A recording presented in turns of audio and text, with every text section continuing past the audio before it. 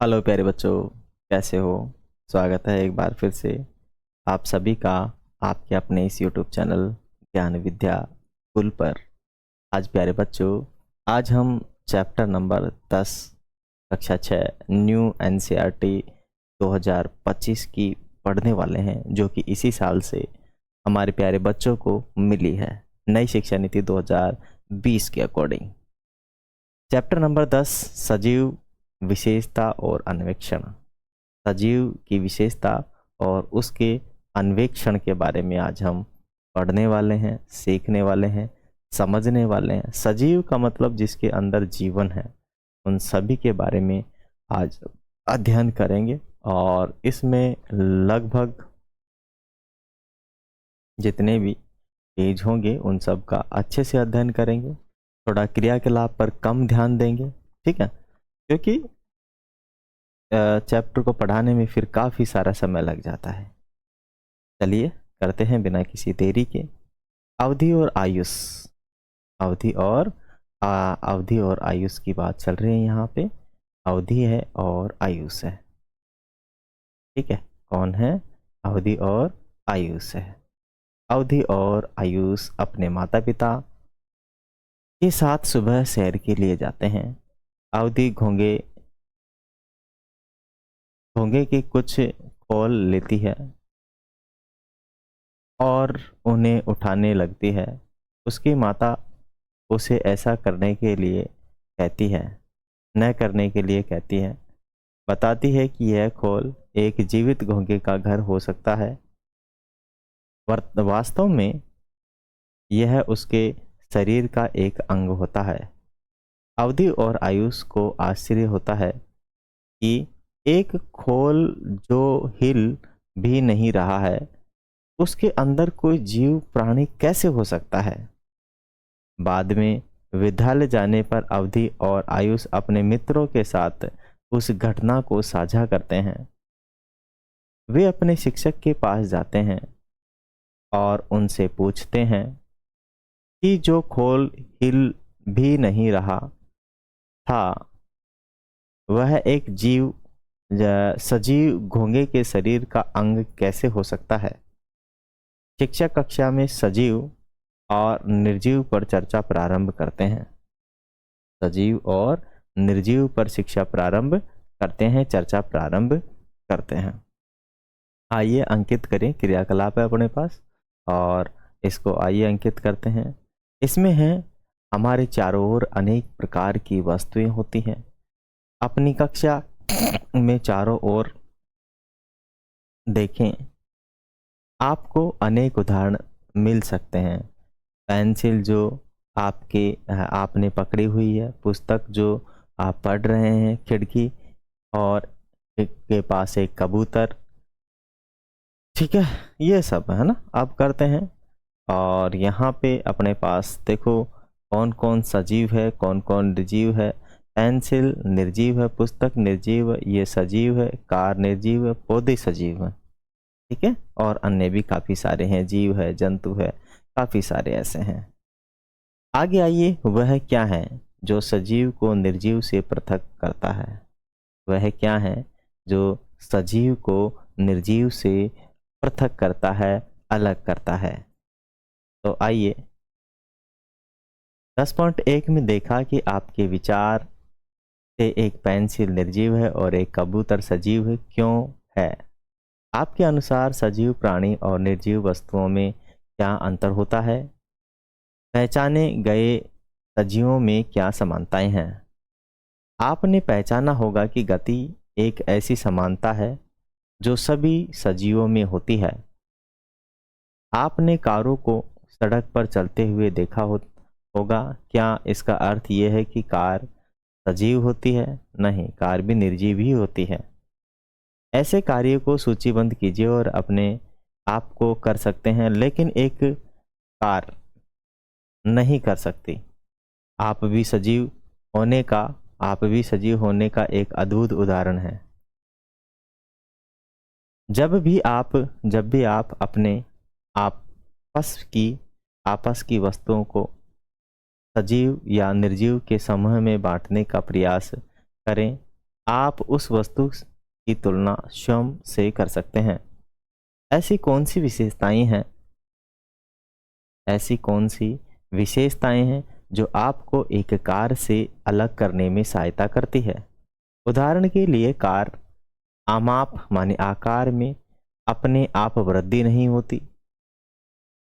क्या आपका तात्पर्य है कि वह निर्जीव है?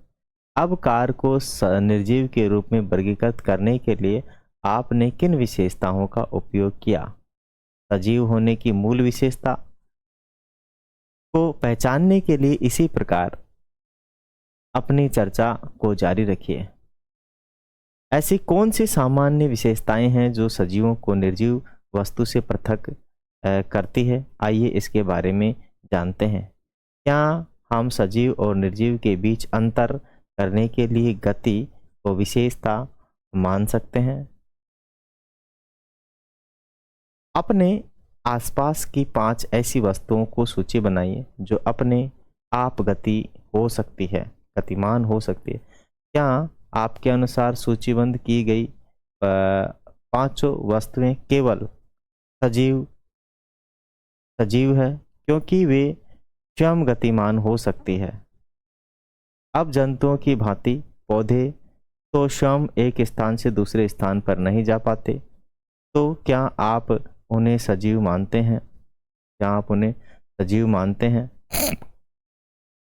यद्यपि पौधे एक स्थान से दूसरे स्थान पर नहीं जाते, लेकिन वे कुछ निश्चित प्रकार की गतियां प्रदर्शित करते हैं। पौधों में गति का एक उदाहरण फूलों का खिलना है। में गति का अन्य उदाहरण कीटभक्षी पौधे में देखा जा सकता है। कीटभक्षी पौधे अपने पोषण के लिए कीटों पर निर्भर होते हैं।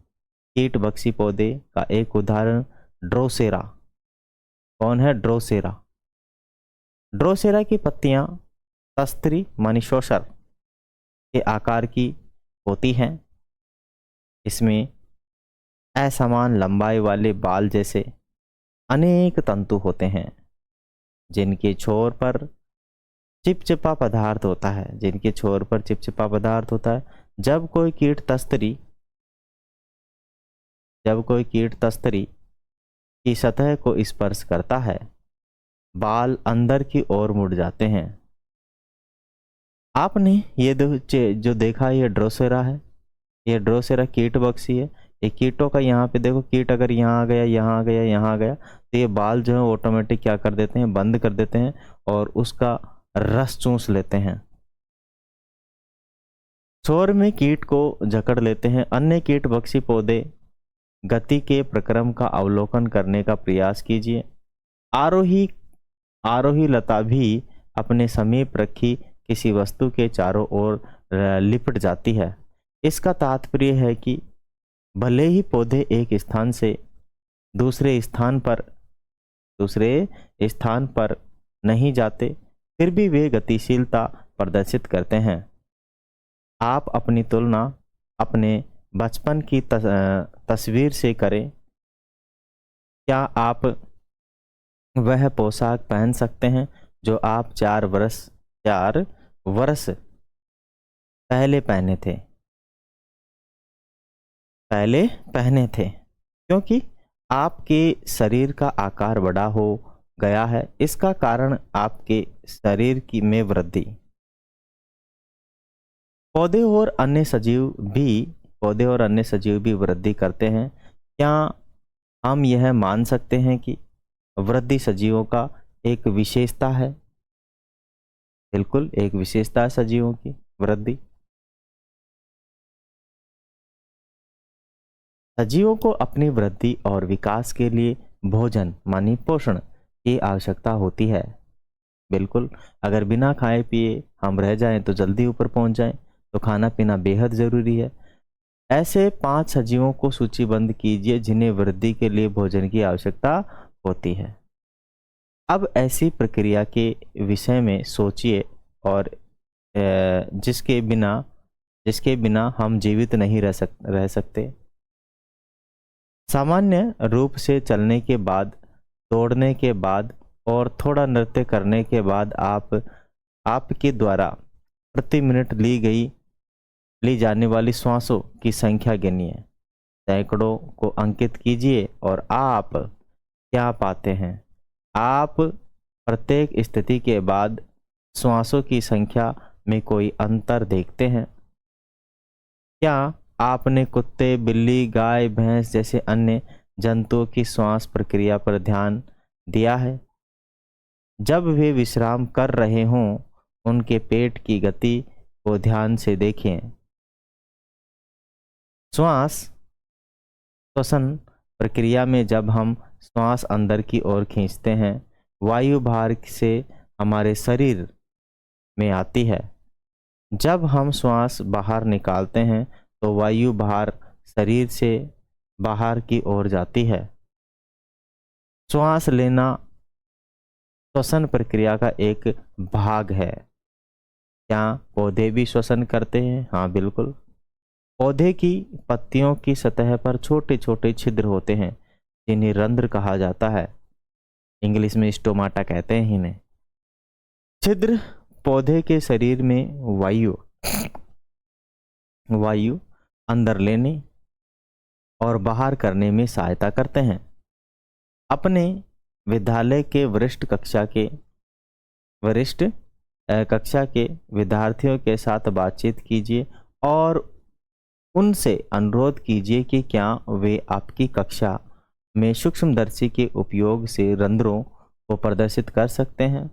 यदि सजीव श्वसन करते हैं, सभी सजीव श्वसन करते हैं, क्या आपने ग्रीष्म काल के दौरान कमीज पर कांख के आसपास पड़ने वाले सफेद धब्बों को देखा? ये धब्बे पसीने के कारण पड़ते हैं। शरीर से अपशिष्ट पदार्थ के रूप में निकलने वाले पसीने में जल और लवण होते हैं। जल और क्या होते हैं? लवण होते हैं। शरीर से अपशिष्ट उत्पाद के निष्कासन को उत्सर्जन कहते हैं। जंतुओं में उत्सर्जन के एक उत्पाद के रूप में मूत्र भी निर्मित होता है। क्या आप जानते हैं कि कोई पौधा भी उत्सर्जन करता है?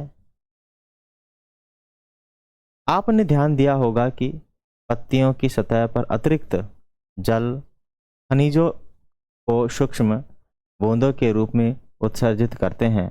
उदाहरण के लिए घास, गुलाब। सभी सजीव उत्सर्जन करते हैं, बिल्कुल। जो खाएंगे वो बाहर निकालेंगे भी, तो उत्सर्जन तो स्वाभाविक है। उत्सर्जन तो क्या है? स्वाभाविक है।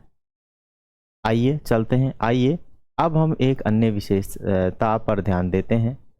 बिना जूते पहने घूमते हुए अप्रत्याशित रूप से आपका पैर कांटे जैसी नुकीली वस्तु पर पड़ जाए या आप गलती से चाय का गर्म प्याला छू ले तो आपकी प्रतिक्रिया क्या होगी? कांटे पर पैर पड़ना और गर्म वस्तु को छूना उद्दीपन है। कोई भी वस्तु या कोई घटना जो सजीवों को अनुक्रिया करने के लिए प्रेरित करती है उद्दीपन कहलाती है। इसे हम क्या कहते हैं? उद्दीपन। आप भी 3 उद्दीपनों और उनके प्रति अपने शरीर में होने वाली अनुक्रियाओं को सूचीबद्ध कीजिए। क्या पौधे भी उद्दीपन के प्रति अनुक्रिया करते हैं? जी हाँ, पौधे भी उद्दीपन के प्रति अनुक्रिया करते हैं। उदाहरणार्थ छुई मुई का पौधा, लज्जालू या टच मी नॉट मिमोसा पौधे को छूने पर वे अपनी पत्तियां बंद कर लेते हैं। क्या आपने ध्यान दिया है कि कुछ पौधे सूर्यास्त के बाद अपनी पत्तियां बंद कर लेते हैं। विशेष तौर पर कुछ पौधे की एक दूसरे के सामने वाली पत्तियां आपस में पास आ जाती है। यह आंवले के पेड़ की बंद पत्तियों में देखा जा सकता है। समस्त सजीव उद्दीपन के प्रति अनुक्रिया करते हैं। आपने आसपास कुछ अन्य पौधे ऐसे पौधों का पता लगाइए जिनकी पत्तियां सूर्यास्त के बाद बंद हो जाती है। आंवला छुई मुई की पत्तियों इस प्रकार की अनुक्रिया क्यों करती है? क्योंकि इनके अंदर जो पानी होता है वो कंट्रोल कर किया जाता है। उद्दीपन उत्तरदायी है। इस क्या आपने बिल्ली, कुत्ते या अन्य जंतुओं के बच्चों को देखा है? 5 अलग-अलग जंतुओं के बच्चों की सूची बंद कीजिए और आपने किसी निर्जीव वस्तु जैसे पेंसिल, कुर्सी, बल्ब के बच्चों को देखा है? नहीं, ये बच्चे ही नहीं देते। सजीव जनन करते हैं। सजीव जनन करते हैं। जनन अपनी तरह के नवजातों को जन्म देने की प्रक्रिया है। जनन क्यों अनिवार्य है? यह जीवन की निरंतरता के लिए अनिवार्य है। जब कोई जीव जीवित रहने के सभी संसाधनों भोजन, वायु, जल की उपलब्धता होने पर भी उपयुक्त सभी लक्षणों को प्रदर्शित करने में सक्षम नहीं होता है, उसे हम मृत कहते हैं। मानी जो जनन नहीं कर सकता, जो चल नहीं सकता, वो निर्जीव होते हैं। उपर्युक्त चर्चा से हम समझ सकते हैं कि सजीवों में कुछ सामान्य विशेषता पाई जाती है। उदाहरणार्थ सभी सजीव गति प्रदर्शित करते हैं, उन्हें भोजन की आवश्यकता होती है, वे वृद्धि करते हैं, श्वसन करते हैं, जनन करते हैं, उत्सर्जन करते हैं, उद्दीपन के प्रति अनुक्रिया करते हैं, अंततः मर जाते हैं। इनमें से एक लक्षण भी का अभाव यह दर्शाता है कि वो क्या होंगे? निर्जीव होंगे। अब जबकि आप यह जान गए हैं कि सजीव की पहचान कैसे की जाए, क्रियाकलाप पूरा करने के लिए तालिका 10.1 के शेष स्तंभों को भरिए। आप एक बीज को सजीव या निर्जीव किस श्रेणी में रखेंगे? क्यों? आइए जाने कि पौधे में इनमें से कुछ आवश्यक विशेषताओं का अन्वेषण के लिए एक बीज कैसे अंकुरित होता है। एक बीज कैसे अंकुरित होता है। आगे है बीज के अंकुरण के लिए आवश्यक परिस्थितियां। क्या आपने बीज को अंकुरित होते हुए देखा है? आप जानने को उत्सुक होंगे कि बीज के अंकुरण के लिए किन परिस्थितियों की आवश्यकता होती है।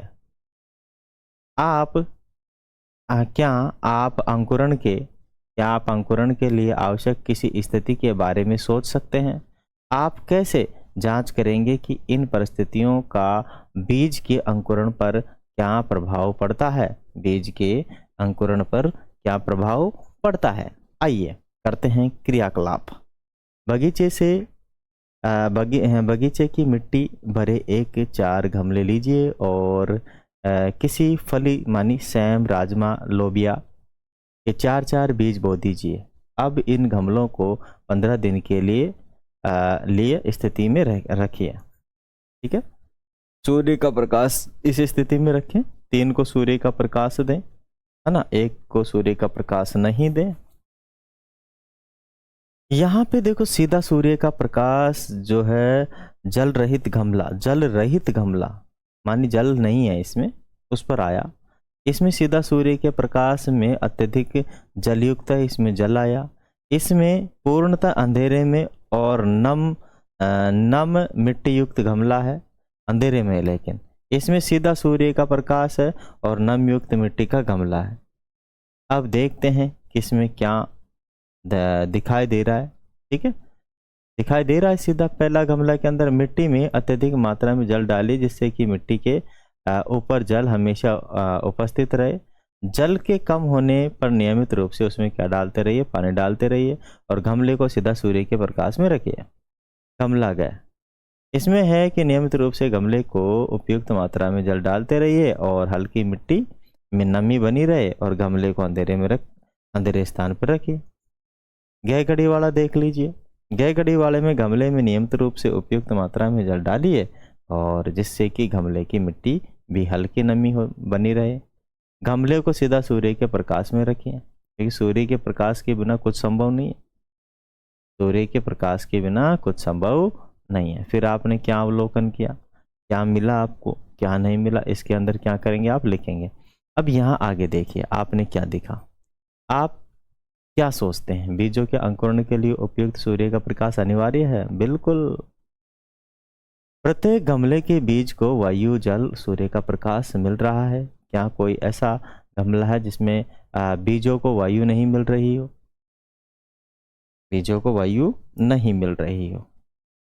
ऐसा क्यों नहीं मिल रही है? उस गमले में बीजों बीजों का क्या हुआ जिसमें अत्यधिक जल डाला गया हो? क्यों? कौन से बीजों में वायु और जल दोनों प्राप्त हो रहे हैं?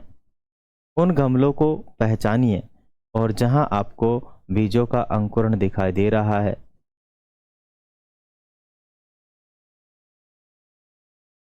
क्या आपका अवलोकन पूर्वानुमान से मेल खा रहा है? अपने अवलोकन के पक्ष में संभावित कारणों को तालिका में लिखिए। अपने अवलोकनों के आधार पर बीज के अंकुरण अंकुरण अंकुरण का मतलब उगना के अनुकूल अनुकूल परिस्थिति बताइए कि भाई कौन से में बीज उगा और उसके लिए अनुकूल पद्धति क्या है। अब आगे चलते हैं। बीज में बीज में बीज में अंकुरण के लिए जल और सूर्य के प्रकाश से क्या क्या अनिवार्य है? प्रत्येक गमले में उपलब्ध परिस्थितियों की तुलना कीजिए और फली के बीजों के अंकुरण के लिए जल वायु की उपयुक्त मात्रा की आवश्यकता होती है। बीजों को अंकुरण के लिए इन परिस्थितियों की आवश्यकता क्यों होती है? क्या आप ऐसा सोचते हैं? क्या आप ऐसा सोचते हैं? आप इन परिस्थितियों में किसी एक या अधिक अधिक परिस्थितियां का अभाव बीज के अंकुरण को प्रभावित करेगा। आइए हम समझते हैं कि परिस्थितियों में बीज के अंकुरण में किस प्रकार की सहायता करती है। निम्नलिखित परिस्थितियों के प्रभाव देखे गए हैं। जल माने बीजों के अंकुरण के लिए जल की आवश्यकता होती है। जल बीजों को उनकी वृद्धि के लिए अनिवार्य प्रक्रिया को पूरा करने में सक्षम बनाता है। बीज के बाह्य आवरण को बीजावरण कहा जाता है। जल बीजावरण को मुलायम करता है। इसके अंदर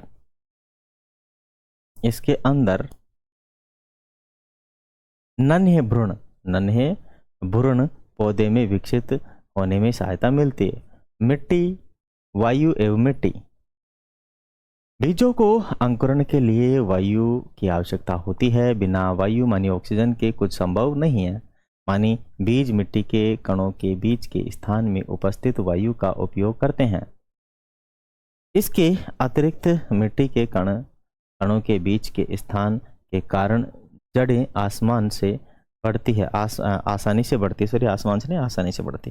प्रकाश एवं अंधकार की परिस्थिति। भाई प्रकाश, सूर्य का प्रकाश मिलेगा तभी पर्णहरित होगा, ऑक्सीजन सप्लाई मिलेगी। ठीक है। और अंधकार से पौधा जीवित नहीं रह सकता। हमने सीखा है कि फलों के बीजों के अंकुरण के लिए प्रकाश अनिवार्य नहीं है।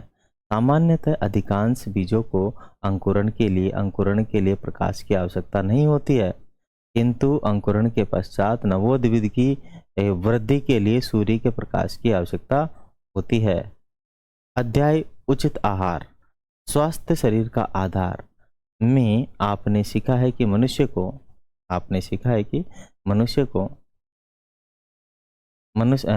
को उत्तम व्यवस्था और उचित वृद्धि के लिए संतुलित भोजन की आवश्यकता होती है।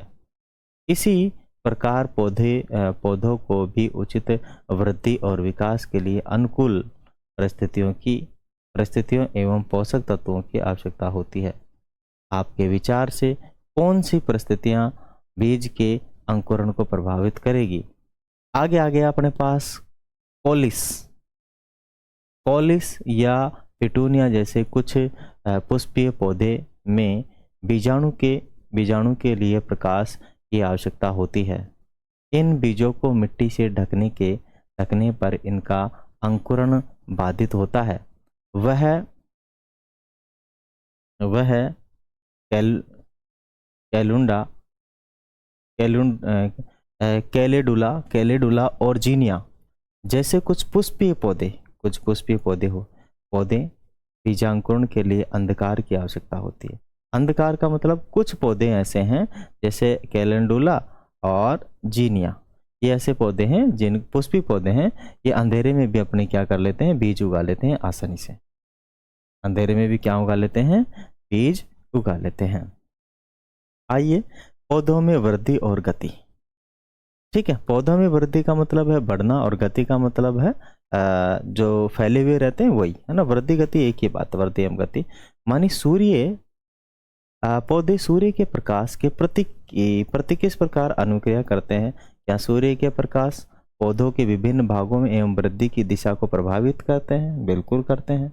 किसी पौधे को उल्टा रखे जाने पर इसकी जड़ें प्ररोह की वृद्धि किस दिशा में होगी? पानी की तरफ होगी या नीचे की तरफ होगी? जड़ तो ऊपर कभी नहीं जाएगी जड़, ठीक है, ऊपर कभी भी नहीं जाएगी। ठीक है, इसके लिए अपने पास एक एक्सपेरिमेंट किया गया है। देखिए, यहाँ पे एक पौधा है, इसका बीज लिया गया है और इससे पौधा होगा तो इसकी जड़ें हमेशा नीचे जाएगी, ध्यान रहे। अब ये अपने पास एक और पौधा है, इसको उल्टा किया और इसको नीचे किया। अब मेरे को ये बताओ, क्या इसकी जड़ें ऊपर जा सकती है? संभव ही नहीं है। जड़ें हमेशा पानी की तरफ गति करेगी और ये जो पत्ते हैं हमेशा किसकी तरफ गति करेगा? प्रकाश की तरफ गति करेंगे। तो ये तो संभव नहीं हो सकता, बिल्कुल नहीं हो सकता। ये ऐसा हो सकता है किसी बॉक्स में किसी पेड़ में रख दो तो ये संभव हो सकता है, बिल्कुल संभव हो सकता है, बिल्कुल संभव हो सकता है। आगे चलिए, अब यहाँ पे देखो, इसको हमने क्या रखा था? उल्टा। देखो भाई साहब, ये ऊपर थी लेकिन घुस गई नीचे वापस, ये नीचे था लेकिन आ गया ऊपर। ये इसका मतलब है कि जो वृद्धि गति कर रहा है किसकी तरफ कर रहा है? प्रकाश की तरफ कर रहा है। और ऐसे थोड़ी नहीं जा रहा है, ऐसे जा रहा है, प्रकाश की तरफ देख रहा है, ठीक है ना। तो जब भी ऐसे जो पौधे हैं वृद्धि गति करेंगे तो प्रकाश की तरफ जाएंगे, उल्टा कर दोगे तब भी ये सीधे होकर प्रकाश की तरफ गति करेंगे। और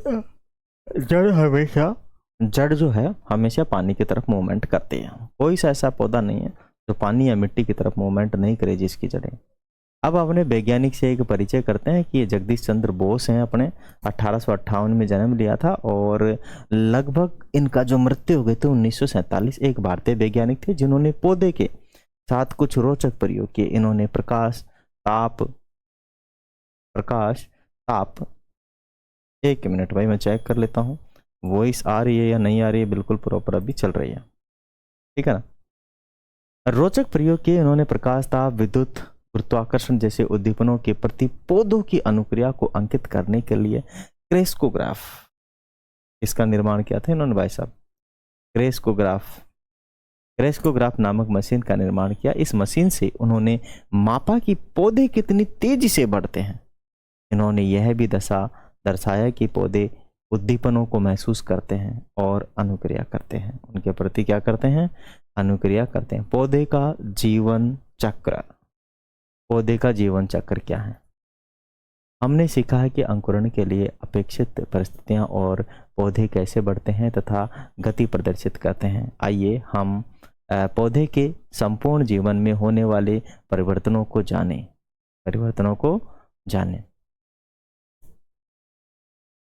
तो यहाँ पर काफ़ी सारे ये एक्सपेरिमेंट दिया गया है, क्रियाकलाप दिया गया है। इस क्रियाकलाप को हम थोड़ा छोड़ते हैं और चलते हैं आगे। अब पौधे के जीवन के बारे में हम इस पूरे क्रियाकलाप को हम यहीं से समझ लेंगे। सबसे पहले हमें पहली अवस्था बीज मिलेगा। क्या मिलेगा? बीज। ये सर्वप्रथम है। अगर अपने पास बीज है, हम उस बीज को मिट्टी में उगाएंगे, उससे पौधा तैयार करेंगे। पौधा तैयार करने के बाद पौधा थोड़ा बड़ा होगा तो उसके पुष्प आएंगे। पुष्प से क्या होंगे? फली आएंगे। और फली से क्या मिलेगा आपको? फिर ये फली से आपको वापस बीज मिलेगा और पौधा की क्या हो जाएगी? मृत्यु हो जाएगी। ये पूरा प्रोसेस है हर एक इंसान की लाइफ में और हर एक पौधे की लाइफ में ऐसा चलता रहेगा। इसी चक्र को क्या कहते हैं? पौधे का जीवन चक्र कहते हैं। इसी पौधे को क्या कहते हैं? पौधे का जीवन चक्र कहते हैं। आ गई बात समझ में? ठीक है, आगे आ गया है जंतुओं का जीवन चक्र। जंतुओं का भी वही जीवन चक्र है जैसे एक पौधे का है। ठीक है। एक बच्चे का जन्म होगा, जन्म के बाद में उसको पालन पोषण किया जाएगा, बट धीरे धीरे बड़ा होगा, फिर उसके बच्चे होंगे, फिर वो बुजुर्ग हो जाएगा, वो साइड हो जाएगा, फिर उसकी नई संतति आगे बढ़ेगी। हमने एक पौधे के जीवन चक्र के विषय में जाना। हमने देखा कि पौधे का जीवन चक्र अनेक परिवर्तन होते हैं। क्या आपने ध्यान दिया कि समय के साथ जंतु कैसे बड़े होते हैं? भिन्न भिन्न जंतुओं के बच्चों को रेखा चित्र में दर्शाया और उनके नाम लिखिए, दर्शाए, नाम लिखिए। अब मच्छर का जीवन चक्र आ गए भाई साहब। मच्छर का जीवन चक्र क्या होता है इसमें? अपने आसपास के मच्छरों की भिनभिनाहट ध्वनि सुनना हम सब के लिए एक सामान्य अनुभव है। मादा मच्छर खून चूसने वाले कीट जिसमें मलेरिया, डेंगू, चिकनगुनिया जैसी अनेक बीमारियों का संचरण हो सकता है। आपने समाचार पत्रों, स्कूल के सूचना पट और जागरूकता अभियानों के माध्यम से जाना होगा कि मच्छरों के प्रजनन की रोकथाम की जानी चाहिए। हमें सलाह दी जाती है कि अपने आसपास कहीं भी यदि अपने को पानी इकट्ठा है तो उसे न होने दें, क्योंकि क्या स्थिर जल में मच्छरों के अंडे देने के साथ साथ कोई संबंध होता है? अगर स्थिर जल है तो उसमें अंडे देंगे तो ज़्यादा मात्रा में वो बच्चे पैदा करेंगे। अपने विद्यालय और घर के आसपास स्थित जल का पता लगाने के लिए सुरक्षा परीक्षण का आयोजन कीजिए। यदि संभव हो सके तो ऐसी किसी मोटे जीवों का अवलोकन करने के लिए एक हेड लेंस लीजिए। कूलर के अंदर गमलों और खुले पात्र जैसे अन्य सामान्य स्थान होते हैं जहां स्थिर जल एकत्रित होने की संभावना रहती है। आपको दो अलग अलग प्रकार के कृमि जैसे जीव और मिल सकते हैं। ये लार्वा और प्यूपा है जो मच्छरों के विकास के दौरान उनके जीवन की दो विष्ठी व्यवस्थाएं हैं। यदि आपको लार्वा और प्यूपा दिखाई देते हैं तो इसकी सूचना अपने देखो यहाँ पे ये रुका हुआ पानी है, इसमें काफ़ी सारे अंडे हैं और अंडे से क्या बनता है? लार्वा बनता है। और लार्वा मानी ये प्यूपा बनता है और प्यूपे से क्या बनता है? लार्वा बन जाता है। ठीक है, क्या बन जाता है? प्यूपा से बन जाता है लार्वा, वो जो कि बच्चा ही होता है एक तरीके से। जल निकायों में देखे गए मच्छरों के लार्वा प्यूपा बार बार जल की सतह पर आते हैं। इसका कारण हो सकता है कि मच्छर के लार्वा और प्यूपा जल में रहते हैं और उन्हें श्वसन के लिए वायु की आवश्यकता होती है। इसकी आवश्यकता होती है, वायु की आवश्यकता होती है, लेकिन ये जल की सतह पर आते हैं। इसकी सतह पर आते हैं, जल की सतह पर आते हैं। आगे बात समझ में, कहाँ आते हैं? जल की सतह पर आते हैं। कहाँ आते हैं? जल की सतह पर आते हैं। यहाँ से बात आ रही है आपके प्रॉपर समझ में। आ जाइए, आगे लिखा है मच्छरों के जीवन चक्र किस प्रकार भंग किया जा सकता है? मिट्टी का तेल डाल दो। मानी मैंने अपनी माताजी को स्थिर जल पर मिट्टी का तेल छिड़कते हुए देखा था। वो ऐसा क्यों करती है? इसलिए करती हैं जिससे कि लार्वा मर जाए। ठीक है, इससे कि तेल जल की सतह पर एक पतली परत बनाता है और यह परत जल को वायु में पृथक कर देती है और लार्वा प्यूपा श्वसन द्वारा वायु ग्रहण नहीं कर पाते और ये मर जाते हैं। क्या हो जाते हैं भाई? मर जाते हैं। बात आ रही है प्रॉपर, अच्छे से समझ में आ जाइए। आगे चलते हैं, एक क्रियाकलाप छोड़ते हैं। ठीक है, क्योंकि आप समझ लीजिए कि जैसे ये काफ़ी सारा अपने पास क्या है, पानी भरा हुआ और इस पर हमने क्या डाल दिया है? हाँ, डाल दिया है क्या बोलते हैं ना, मिट्टी का तेल, है ना। इस पे मिट्टी का तेल डाल दिया है। तो मिट्टी के तेल में देखो ये जो यहाँ तैर रहे हैं काफ़ी सारे लार्वा वगैरह हैं। जैसे मिट्टी का तेल डाला तो इस पर मिट्टी की परत आ जाएगी तेल की, और ये जैसे नीचे से ऊपर ये लार्वा या अंडा जो है वो ऊपर नहीं आ पाएगा और ये जो पीपा है अंदर तैर जाएगा, अंदर मर जाएगा, और जब ये मर जाएगा तो फिर खेल खत्म। पीपा से क्या निकलेगा? लार्वा, और लार्वा पानी में क्या हो जाएगा? तैर जाएगा, ये ऊपर जाएगा ही नहीं, मर जाएगा, फिर खत्म काम। ठीक है, क्योंकि ये श्वसन ले ही नहीं पाएगा, श्वसन लेगा तो मर जाएगा। अब आगे आ गया रेशम कीट माने सिल्क मॉथ। भी जीवन की 4 अवस्थाओं से गुजरता है। एक अंडा देता है, फिर लार्वा, लार्वा से पीपा, पीपा से वयस्क। अंडे लार्वा के रूप में स्फुटित होते हैं और फिर आकार में बढ़ते हैं। प्यूपा में परिवर्तन होने से पहले लार्वा धागे जैसी पदार्थ स्रावित करते हैं जो उनके चारों ओर लिपट जाते हैं। वे रेशे हैं जिनका उपयोग रेशमी वस्त्र बनाने के लिए किया जाता है। भारत में खाद्य और ग्रामोद्योग आयोग मानी KVIC ने रेशम के उत्पादन के लिए केंद्रीय अनेक केंद्र स्थापित किए हैं। आगे आ गया मेंढक का जीवन चक्र। इसका जीवन चक्र, मेंढक का जीवन चक्र। आ जाइए। अवधि, अवधि और आयुष आज पूरी बाह की शर्ट और फुल पैंट पहने हुए हैं। एक सप्ताह से रुक रुक कर बारिश हो रही है। वे अपने सहपाठियों के साथ एक क्रियाकलाप करने के लिए बाहर जा रहे हैं। अपने विज्ञान शिक्षक के मार्गदर्शन में थोड़ा सा चलने के बाद वे उथले तालाब पर पहुंचते हैं, मान जिसमें पानी बहुत है। यह स्थान पेड़ों, लंबी घास जैसे ऐसे घिरा हुआ है। शिक्षक उन्हें बिना कोई छेड़छाड़ किए थोड़ी दूरी से सब कुछ देखने के लिए सचेत करते हैं। आप सभी बारिश के मौसम में एक मार्गदर्शक के साथ छोटे जल निकाय पर जा सकते हैं। उपयुक्त सुरक्षा सावधानियों का पालन करते हुए इस संबंध में जानकारी प्राप्त कर सकते हैं।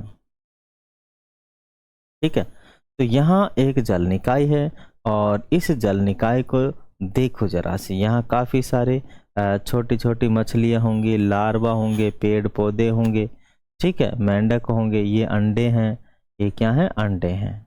तालाब में मेंढक की विभिन्न अवस्थाएं। तालाब में मेंढक की क्या है? ये देखो छोटा सा मेंढक ये होता है, फिर थोड़ा बड़ा होता है, उसकी पूंछ टूट जाती है। स्टार्टिंग में अंडे होते हैं, अंडे से ये बनता है, फिर इससे ये बनता है, इसकी पूंछ टूट जाती है, फिर मेंढक बन जाता है। फिर मेंढक बच्चों को जन्म अंडे देता है, फिर पहुंच जाता है, मामला पलट जाता है। ठीक है, अब इसकी पूरी अवस्था के अंदर देखो। सबसे पहले जो फर्स्ट अवस्था होती है ना, वो अंडा होता है। फिर अंडे के बाद में अंडे में बनता है भ्रूण अवस्था, फिर भ्रूण से बनता है टेडपोल। ठीक है, टेडपोल से बनता है फ्रॉगलेट जिसे हम बोलते हैं मुंडक, मंडूकक बोलते हैं। और चौथी अवस्था में वयस्क मेंढक प्राप्त हो जाता है अपने को। ठीक है, यहाँ से ये रहा। सबसे पहले आपको अंडे मिलेंगे। अंडे जो है भ्रूण, इसमें 3-4 दिन में ये बड़े हो जाते हैं, भ्रूण हो जाते हैं। फिर इससे ये और ये जो रहता है, ये दोनों एक ही है, पैरों के साथ टेडपोल, ये टेडपोल है दोनों के दोनों। फिर टेडपोल के बाद से बन जाता है वैसा मंडूक, ये अवस्था। फिर ये जैसे पूंछ टूटी, ये बन जाएगा। आ गई बात समझ में? तो पूरी कहानी मैंने आप लोगों को उधर ही बता दिया, इधर इसके अंदर कुछ ऐसी चीजें है नहीं। अब आ जाइए, पहला है श्वसन, माने जो जीव जिंदा है वो श्वसन लेगा, जो जीव जिंदा है गति करेगा। मर्त जीव है जो न गति करेगा न कुछ, निर्जीव जो श्वास नहीं ले, ठीक है, श्वास नहीं ले, वृद्धि नहीं करे, गति नहीं करे। उत्सर्जन मानी जो जीव है हमेशा उत्सर्जन करेगा क्योंकि अपने अपशिष्ट पदार्थों को बाहर निकालेगा। जो जीवित है वो पोषण भी लेगा क्योंकि उसको प्रकृति में रहने के लिए पोषण की बेहद जरूरत है। मंडूक क्या है? ये सेकंड लास्ट स्टेज है मेंढक की। प्यूपा ये थर्ड स्टेज है, मानी स्टार्टिंग की थर्ड है ना, और स्टार्टिंग से सेकंड और लास्ट से थर्ड स्टेज है। वृद्धि का मतलब है कोई भी जीव है वो वृद्धि करेगा। अंकुरण, जो कोई भी पुष्प है, जो पेड़ है, वो क्या करेगा? अंकुरण करेगा। जनन, ठीक है, पृथ्वी पर जो जीव है अपने संतान को वृद्धि करने के लिए या अपने जैसे और जीवों को वृद्धि करने के लिए क्या करती है? जनन करती है। आगे है श्वसन जो जीव जीवित है वो श्वसन करता है। लार्वा है सेकेंड स्टेज, ठीक है, लार्वा क्या है, सेकेंड स्टेज। आगे आगे अनुक्रिया करते हैं। जो जीव हैं, जीवित हैं, वो क्या करते हैं, अनुक्रिया करते हैं। जैसे हमने किसी पशु